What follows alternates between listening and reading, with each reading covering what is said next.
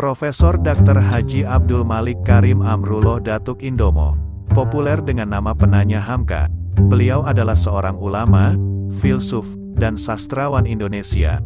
Ia berkarir sebagai wartawan, penulis, dan pengajar, menjabat Ketua MUI pertama, dan aktif dalam Muhammadiyah hingga akhir hayatnya.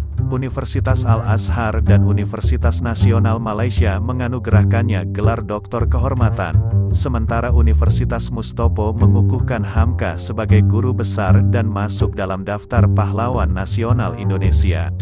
Buya Hamka sering melakukan perjalanan jauh sendirian. Alih-alih menyelesaikan pendidikannya di Tawalib, ia merantau ke Jawa pada umur 16 tahun. Selang setahun, ia pulang membesarkan Muhammadiyah di Padang Panjang. Pengalaman ditolak sebagai guru di sekolah milik Muhammadiyah karena tak memiliki ijazah dan kemampuan berbahasa Arabnya yang terbatas mendorong Hamka pergi ke Makkah. Lewat bahasa Arab yang dipelajarinya, Hamka mendalami sejarah Islam dan sastra secara otodidak.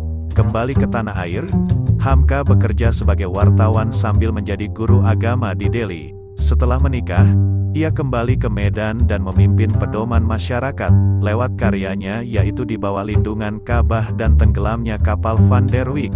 Nama Hamka melambung sebagai sastrawan. Pada tahun 1950, Hamka membawa keluarga kecilnya ke Jakarta.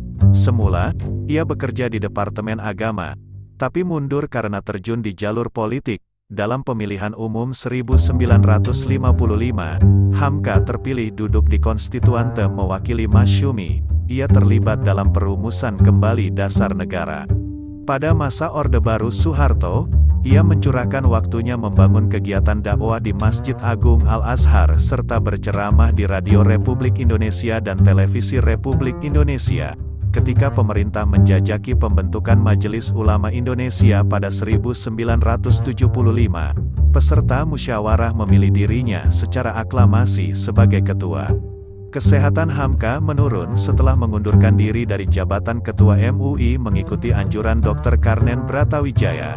Dokter keluarga Hamka diopnam di Rumah Sakit Pusat Pertamina pada tanggal 18 Juli tahun 1981, bertepatan dengan awal Ramadan.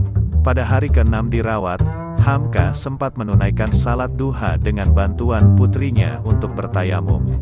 Siangnya, beberapa dokter datang memeriksa kondisinya, menyatakan bahwa ia berada dalam keadaan koma. Tim dokter menyatakan bahwa ginjal, paru-paru, dan saraf sentralnya sudah tidak berfungsi lagi, dan kondisinya hanya bisa dipertahankan dengan alat pacu jantung. Pada pukul 10 pagi keesokan harinya, anak-anaknya sepakat untuk mencabut alat pacu jantung, dan tidak lama setelah itu Hamka menghembuskan napas terakhirnya. Buya Hamka meninggal dunia pada usia 73 tahun. Sepeninggal Hamka, pemerintah menyematkan bintang Mahaputra Utama secara anumerta kepada Hamka.